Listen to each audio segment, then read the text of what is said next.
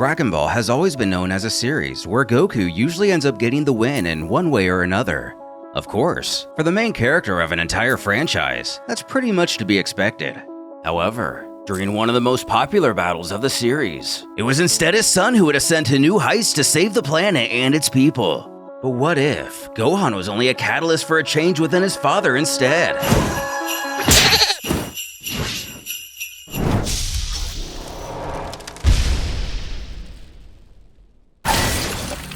After giving his pep talk, 16's head is crushed beneath the foot of Perfect Cell. Pointing down at the mentally defeated boy, the monster snarls that was yet another fighter Gohan could have saved. He had better start getting mad before all of them are dead. But with tears in his eyes, he stutters. No. Before falling out of Super Saiyan crying he can't. He's just a kid. As the others battle the Cell Juniors, the action stops as they sense his ki plummet back to base. Judging by the look in Goku's eyes, even he knows he made a fatal mistake in trusting this fight to a child. On his knees, Gohan begs Cell he doesn't want to fight and to please tell his minions to stop. This causes a rage to swell within the villain, standing over him. He screams, how dare this miserable little brat waste his time! He had been expecting a battle of epic proportions. He calls out to the juniors. If they're done beating those fools into the ground, he has a new target for them. He wants them instead to beat this runt to death.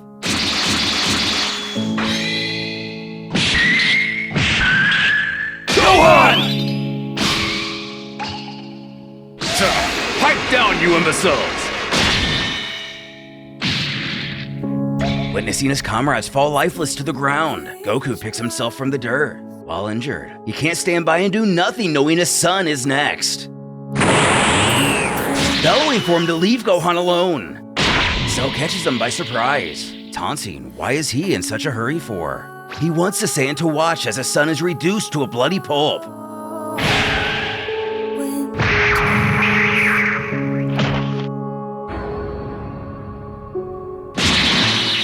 Why don't you join him in his grave? Goku feverishly tries to pull himself from the crater, his only goal on getting to Gohan. Tears streaming down his face. He tells his son he's here and to please just hang in there.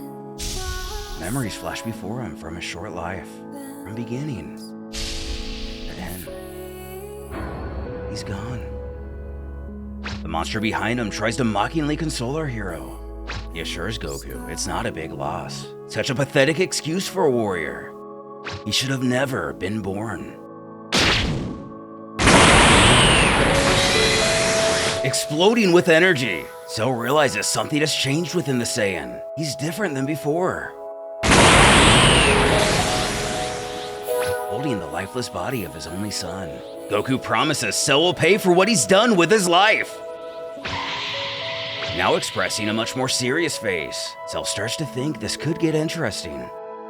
Appearing to be the only fighter still holding his own against the juniors, Vegeta turns to see what this surge of power is, noticing Goku and Gohan. Finally letting that smug smile return, Cell scoffs it seems Goku has been holding out after all. Frankly, he's insulted, but if he thinks a mere power-up will be enough to defeat perfection, he is sorely mistaken.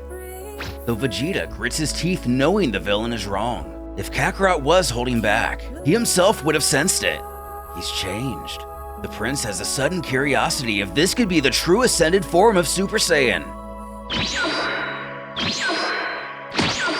Our hero zips away from the battlefield to place his son close to Mr. Satan. Back in an instant, Cell thanks him for moving the trash. That's when the situation resonates with Goku, imagining his son asking why he didn't save him. He just stood there and watched. How could he? The monster questions what's wrong. Did he strike a nerve?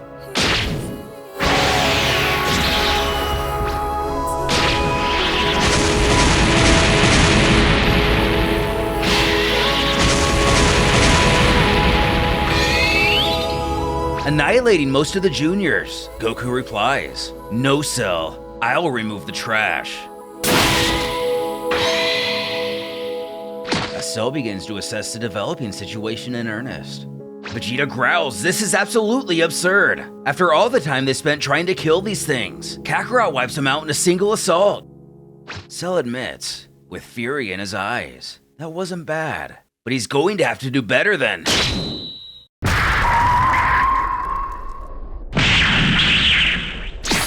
snatching the Senzu back from the Fiend. He only landed 2 blows on him. The villain wonders why he's so damaged from such a minimal onslaught. He couldn't even defend himself against Goku. He wonders if he is stronger than himself now. But no, he refuses to believe it. So regains his composure too. In his thoughts, congratulate his foe on a job well done. But there is more to winning a fight than just strength and speed.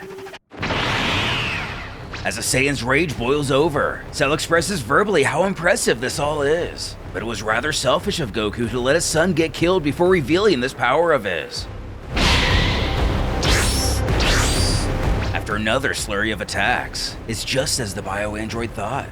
This opponent may have the edge in strength and speed. Vegeta finishes his thought. While the aforementioned may be true, he has completely lost control and left himself wide open.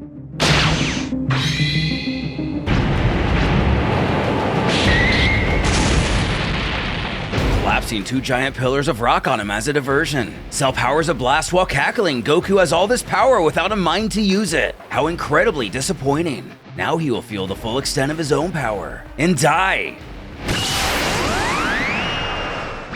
And with that, he's done it. There no longer remains anyone to defend the Earth. Goku is perfectly fine. He stoically warns Cell if that's all the power he has, he's as good as dead. Away. Turns out Trunks survived, though he feels like his entire body is numb. Getting a load of the damage, he tells himself he's definitely seen better days. Looking around, he finds Piccolo, causing him to remember they both rushed in after Gohan. At any rate, Piccolo looks to be in bad shape, but still has a faint key signature, and he can't sense those little demons anymore. There's no time to waste. He has to get to Gohan, injured or not.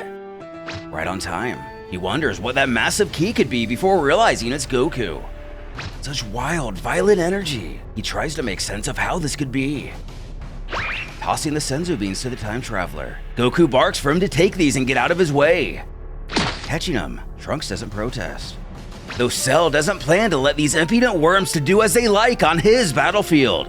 But right in his face, Goku alerts his foe he doesn't have the luxury of looking away in this fight. Meanwhile, Trunks doesn't waste much time in eating a Senzu, completely healing the gaping hole that previously left him incapacitated. When his father of this time approaches, surprised to see he's alright, he takes the opportunity to inquire where Gohan is and what happened to all those little cells. He scowls at his foolish son that of course he's alright. Now, it would be best for him to get away from here and tend to the Namek and the Earthlings. Though Trunks drops the Senzus in a panic at how Vegeta handles Piccolo, he's in critical condition. Moments later, they get the Namekian back in working order. Trunks urging he take it easy and give himself a minute. He was in pretty bad shape. But the only thing on his mind is finding Gohan, demanding Vegeta tell him where he is. Without mincing words, he tells the pair, Gohan is dead. The gang make their way over to the boy. The Namek holds his oldest friend apologizing he wasn't strong enough to save him. He curses the situation in frustration, sadness, and anger. He screams to Goku he hopes he's happy. His son is dead now! He's dead! Trunks reaches out to admit the situation does seem bad right now, but they can bring him back to life using the Dragon Balls. And Goku is... Piccolo jerks. Goku is what? Stronger? Trunks is a fool if he thinks strength is all that matters. What good is strength if your poor decisions cost the life of your own son? How can they put their faith in a man like that? When Vegeta grunts he's had enough of this sentimental dribble, there is no place for weakness on the battlefield, demanding he take the other weaklings and leave here now. Albeit begrudgingly, Trunks tells his other that his father might be right. They should round up the others and head back to the lookout.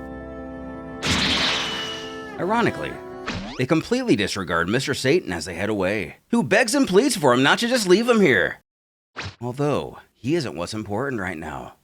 Vegeta sets his attention back to the battle, pondering why Kakarot hasn't finished the job yet.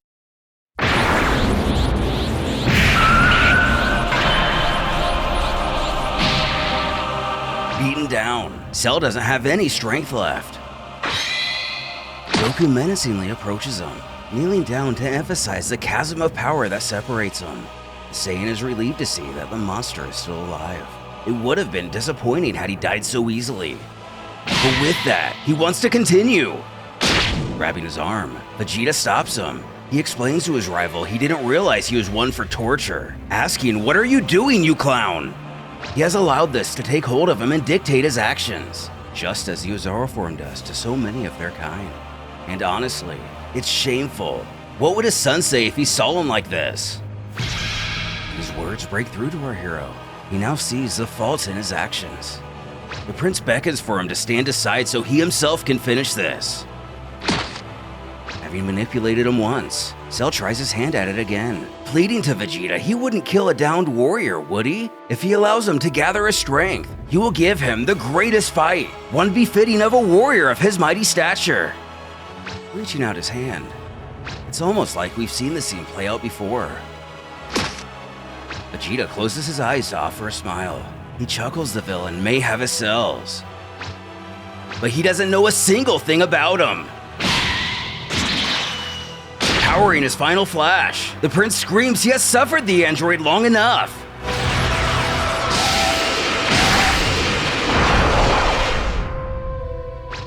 As the battlefield returns to its former silence, that should do it. Both of the warriors now back in their base forms. Vegeta questions that form he used against Cell. Was that? Goku calls out to the prince as he struck down from behind. With his arm still extended and a furious ki enveloping him, Cell mutters that is the last time Vegeta will ever have the advantage over him. Now then, the way he sees it, it's one round apiece. Let the final round of the Cell games begin. But he's supposed to be dead. How did he come back? Taking the time to explain and indulge in himself, even if he is reduced to nothing more than a single living cell, he will always come back. This body of his is true perfection. It can't be defeated. It's simply impossible. Even if he is brought to the brink of extinction, his Saiyan cells will bring him back more powerful than before. So, as Goku sees, he is invincible. Goku scoffs. Invincible, huh? Don't make him laugh. All he has to do is make sure there's nothing left when he destroys him. Motioning, Cell insists he's welcome to try. Assessing more than just the fight ahead, our hero can sense Vegeta's ki is faint, but he is still alive. He has to steer the battle away from here. Developing a quick plan, he thinks he may just have the thing that'll work. Utilizing the solar flare. It doesn't faze Cell as he knows that technique's only weakness. Closing his eyes, he offers to play along knowing full well what the Saiyan's up to. Not taking him off the planet, but only a few miles away. Cell states that now that their locale has been chosen, let them commence their final battle. Planting Goku into the ground, the monster beckons what's wrong. He thought he was just so raring to go. Weak attacks like that will never hurt me. You insolent worm! Know your place! Meanwhile, Piccolo and Trunks have taken Gohan's body and the other injured Z-Fighters to Kami's lookout. Once there, Krillin, Tien, and Yamcha are each given a Senzu Bean.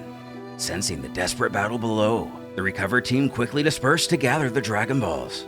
Now with all 7 balls gathered, Shenron is summoned once again. That wish shall be granted. As the boy begins to open his eyes, he hears the voice of Krillin shouting his name, followed by Piccolo shouting for him to be quiet. But he can't help it. He's still not getting up. The Namekian then tells him to be patient and let Shenron do his work. Gohan will awaken shortly.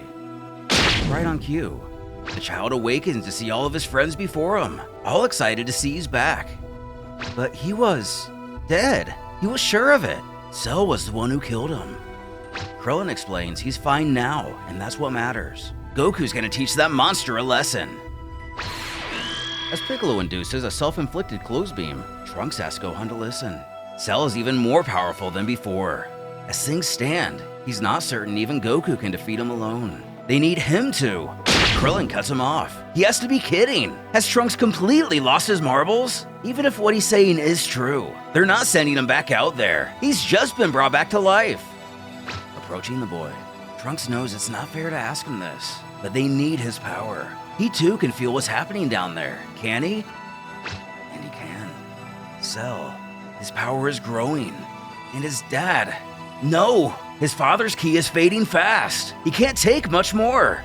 Krillin tries his best to make his case to Piccolo. Surely he doesn't agree with this. He needs to say something. Doing so, he utters there is a reason Gohan was brought back first.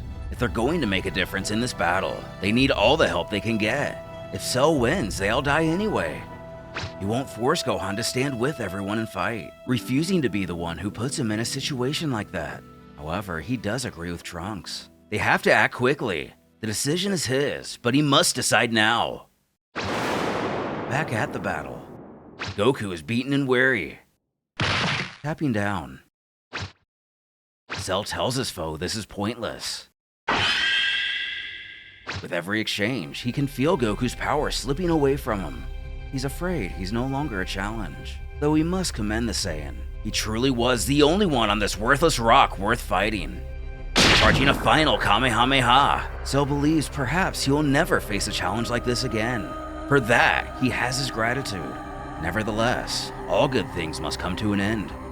Resolving to grant our hero a warrior's death, he and this entire solar system will vanish, and he himself will live on as the mightiest in the universe. Goku bellows he'll die before he ever lets Cell get away with that. He won't kill anyone else. He will end the monster right here.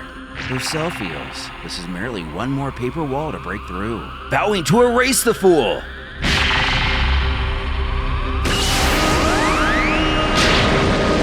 With our hero struggling, Cell mocks what's the matter. He thought he had more left in the tank than this. Goku knows he's too strong and can't keep up. Is this really the end? When King Kai interrupts the moment, screaming he not dare give up. The deity shouts for him to listen. If Cell is allowed to live, he will go on to terrorize the entire universe. He needs to stop him here. A bit stumped, Goku realizes that's it. The technique King Kai taught him. He doesn't know how long his body can hold out, but this is the only option he has left. He doesn't care about the cost. He'll destroy Cell before he can hurt anyone else.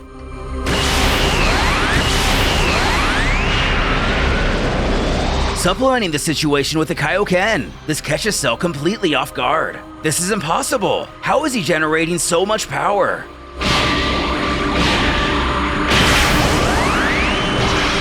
Suddenly, Goku feels the same power he's putting out being returned. Having his genetics, he asks, Kaioken was it? cackling what a marvelous technique. And now, he will use it to crush his foe, accidentally making Cell up to several times more powerful. Goku apologizes to everyone. This is all his fault.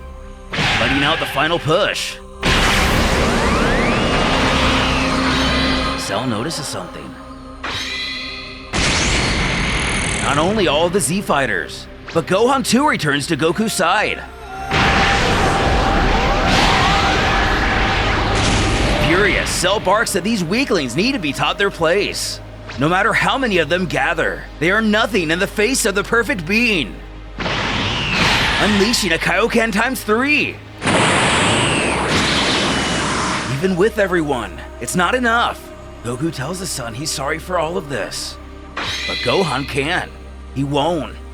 He won't let everyone down. Not again. Unlocking Super Saiyan 2. His power is incredible. Our hero knows now is their chance. Insects! You are nothing compared to me! Kaioken ×4!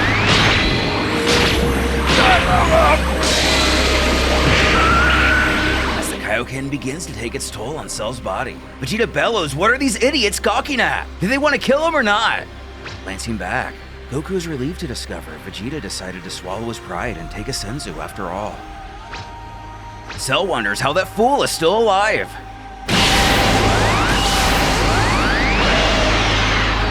As a collection of warriors begin the end of Cell, Goku figures this is the end of himself as well. Proud of his son, bids goodbye.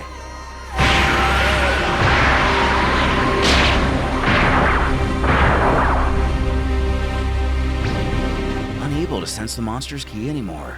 It's really over. He cheers to his father, they did it! When he realizes...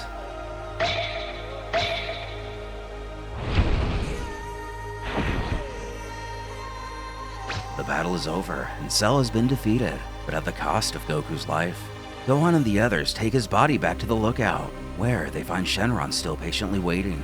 As Gohan had been wished back prior, Shenron tells them they have only one wish remaining.